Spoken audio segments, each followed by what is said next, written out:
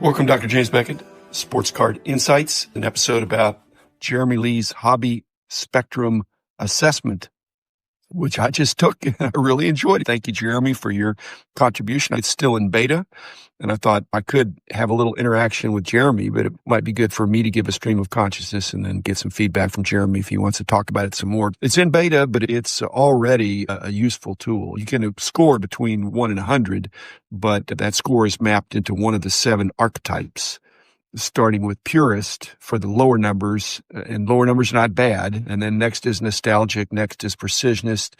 In the middle is hybrid of the 7, and then builder, operator, and tycoon. The higher numbers are more financial, profit focused. And not a big shock that I'm a hybrid. He describes hybrid as balancing passion and profit, driven by emotion and strategy, collects with balanced awareness of personal and market factors. That's probably me past, present, and future, even though, as I've said, in my hobby journey, I was a very aggressive collector in the 70s, and the collector, investor, dealer in that order, in that sequence. I certainly started out as a collector and bought and sold cards in the 70s. When I got into the price guide phase, it wasn't that I was an investor as much as I had like a blind trust. I just set aside my cards. I had a very nice collection. In fact, sold off a bunch in order to start the company without going into debt. And I didn't do that great the first couple of years. So I sold a lot of good cards, but I still have a lot of good cards. And then the dealer now, in the last couple of decades, since I've sold the company and I'm a free agent, especially in the last few years, I'm trying to sell 1% a month. That doesn't mean I never buy cards. In fact, so much of the hobby spectrum questions are about your buying activity. What are you looking for? How do you process or decide and all that stuff? But my buying activity is 0.1% a month. So my selling is 1% a month. So for every 1 card I'm buying, I'm selling 10. So subtraction by addition. So the net is I have less cards. That doesn't mean I'm not a serious collector. Doesn't mean I don't have a great collection. Doesn't mean I couldn't take the hobby spectrum. In fact, if I can take it and I came out as a 46, a hybrid, that really is pretty accurate, and probably accurate past, present, and future. In the sense that in my podcast, I'm always trying to relate the way things were, the way things are, the way things could be. So being aware of all kinds of collectors is part of what helped our company be successful and me negotiate enjoying the hobby for many decades now. Obviously, if you're going to collect, you have to acquire something. But in these archetypes, some people don't want to sell. They want to acquire or get cards, but then they just hold them. And then there's questions in there about how do you trade up? Do you consolidate? All that kind of stuff. Or do you just sell as just a profit and loss that you're just buying and selling? And I'm just not typical. I am a hybrid, but my selling activity is not consolidating to get more cards. It's just to get less cards. But in doing so, as I've said, I wind up having the ability to display the cards that are left. I'm not selling 1% of my best cards. I'm selling 1% of my cards. And so after 50 months, I've got 50% of the cards. But it's easier to find that 50% is the better 50%. So I tried to answer Jeremy's questions, which are well thought out in a positive way, applicable to me, even though I'm not typical. But yes, Jeremy, I probably am a hybrid. Okay. One of the reasons I didn't fit exactly is that I don't use all the typical buying alternatives. I go to shows, occasionally bid in auctions, don't go to too many card shops anymore. I acquire some things occasionally on ComC, but they're not big cards. And the hobby spectrum was geared for the way I really believe most people collect now, and that's going after not grails necessarily that are 7 figures, but really good cards that they want to show off. And I've been more of a long tail person, so I'm not typical in that regard. On the other hand, I get a kick out of going to a show. And if it's $1 box and I'm finding some things that are interesting I haven't seen, they're certainly worth more than $1 to me and eventually to somebody else, I think. I'll put some on my wall. I'll put some in my collection, and then some of my move I just sell because there's no real personal connection. As I said, I'm a hybrid. I'm not So most of my acquisition, and I thought about when I was a collector back in the early days, I really didn't buy cards. In the very early mid 70s, I would buy individual cards to complete my sets. But other than that, I was opportunistic. I bought collections. I bought groups. So that's why I like Huggins and Scott so much. They'll have their treasure chest lots and things that are just fun to go through. So the discovery aspect is really important to me. That's not fully captured, I don't think, in the hobby spectrum. I think it's more for people that know what they're looking for and are focused. They have cards, and why are you focused on this card? My problem is, again, as a hybrid, I'm not focused. If I see something, local player or somebody that I know, a player or a card of something, I'll pick it up. But that's way more on the line of being opportunistic. So I don't show up with a list of this is what I'm looking for. That's why I can't go to the dollar box. I can't say, here's the kind of cards I'm looking for. They can figure it out after they see, but it's basically lower supply and frequently lower demand cards, but not no demand. Consequently, the other thing that comes up in this hobby spectrum is, I think, the 7 archetypes. As you get to the higher numbers, there's more of a willingness to have an intermediary or trust others. Whereas on the low end of the scale, if you're a purist or nostalgic, I don't think you're delegating buying your cards. So your friend may say, hey, go to this table and see. But I think in the lower numbers, there's too much emotional connection. I resonate with that. I don't want somebody to work the dollar box for me and say, here's what I picked out for you. Now, I have people that say, hey, you probably would like this, but I like to do my own picking. The other thing that came up, no problem with it either way, but I'm generally buying, there's a lot of talk about market manipulation through auctions and through even private sales. There's a lot of ways people can trick. And as I said, I was the policeman for that when I was doing the price guides to try to see what is a true comp. We didn't call them comps in those days. It was just sales data that was verified. But many of the cards I'm buying, in order to avoid that potential for manipulation, a lot of things I'm buying are non-compable.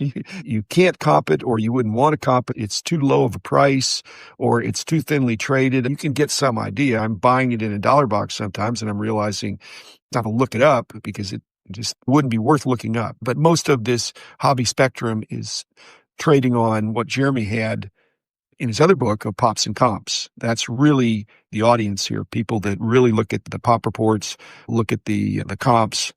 But as I said, I'm not buying one card at a time. In fact, almost never buying one card at a time.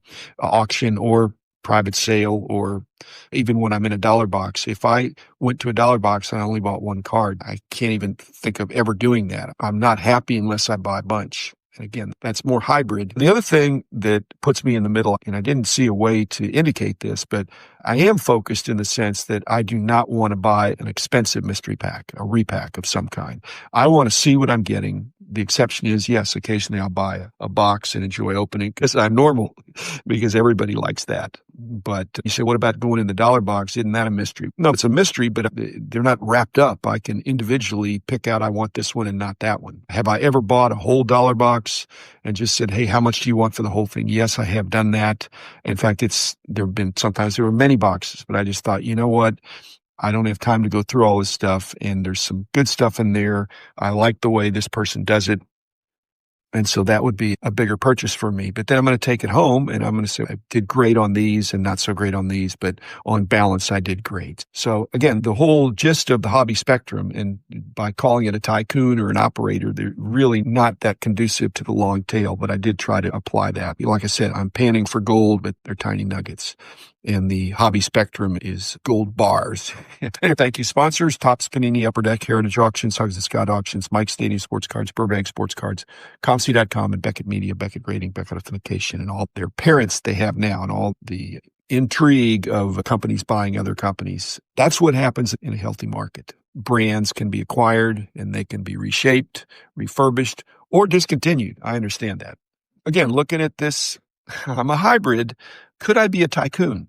It's just not the way I'm wired. I do have some Grail cards, not modern Grail cards, but vintage Grail cards that many people would consider Grails. They're rare, they're scarce, they're hard to find, they're valuable. I keep them at the bank, but I'm not looking for them. I don't need to look for them. They're in the bank. And there's no Hans Wagner or anything like that. I have some great cards, but there's levels of great cards. And I already am retired. So if I wanted to sell something, I would, but I don't like to sell better cards. I like to sell the cards I won't be missing.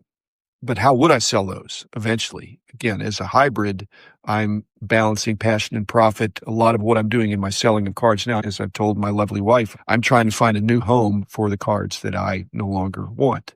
But as I get closer to the end of releasing cards, selling, I'll probably get involved with some auctions. And I have Heritage as well as Huggins and Scott, two different auction. But every auction company has their own DNA, the way they approach it, the quality of the lots, the way they lot it, the price points that they have. Are they looking for $50 and up, $500 and up, $5,000 and up, $50,000 and up? They have different levels. eBay takes it all.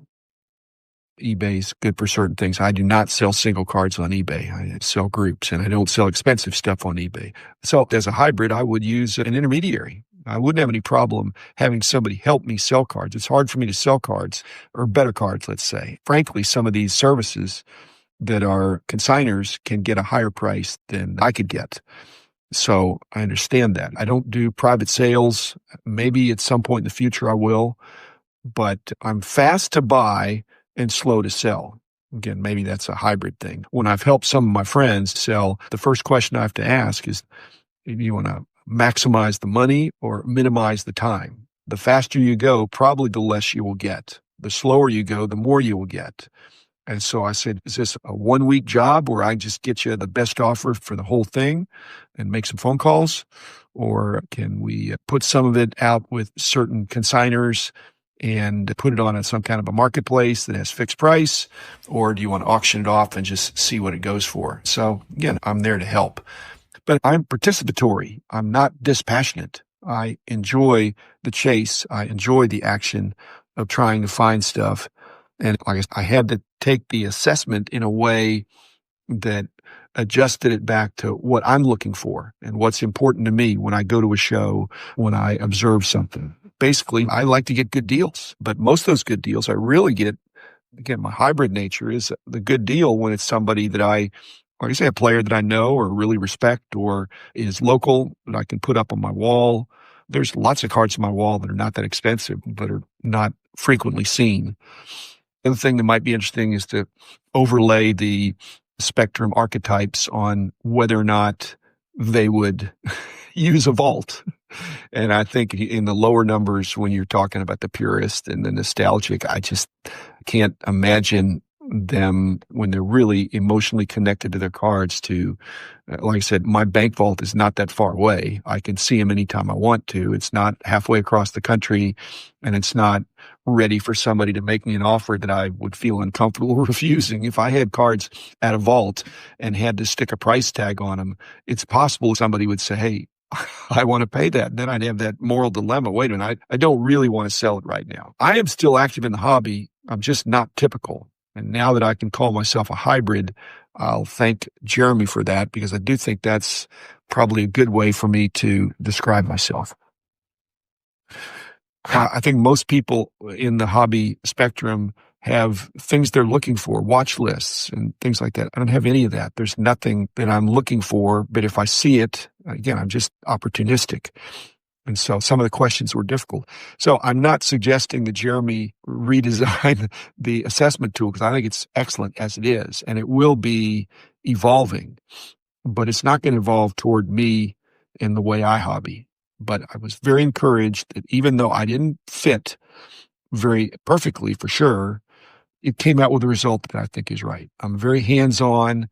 I believe I am emotionally connected to the hobby, having it been my main hobby for my whole life, but I think I'm balanced. And in my hybrid, I just don't want to go to a show and just look at cards. I don't want to go to a show and just sell cards. I want to go buy cards. I want to look at cards and buy the ones that I think this is interesting, take it home, sort it, transact it if I want to. Or as a hybrid, I can be like a tycoon and I can be like a purist. Again, thanks, Jeremy. Thanks, everybody. I think he's got a wait list, but I encourage you to do that. And it'll be interesting as I find out others who are hybrids, which I think as a hybrid, I could get along with anybody. Thanks, Jeremy. Thanks, everybody. Be back again soon.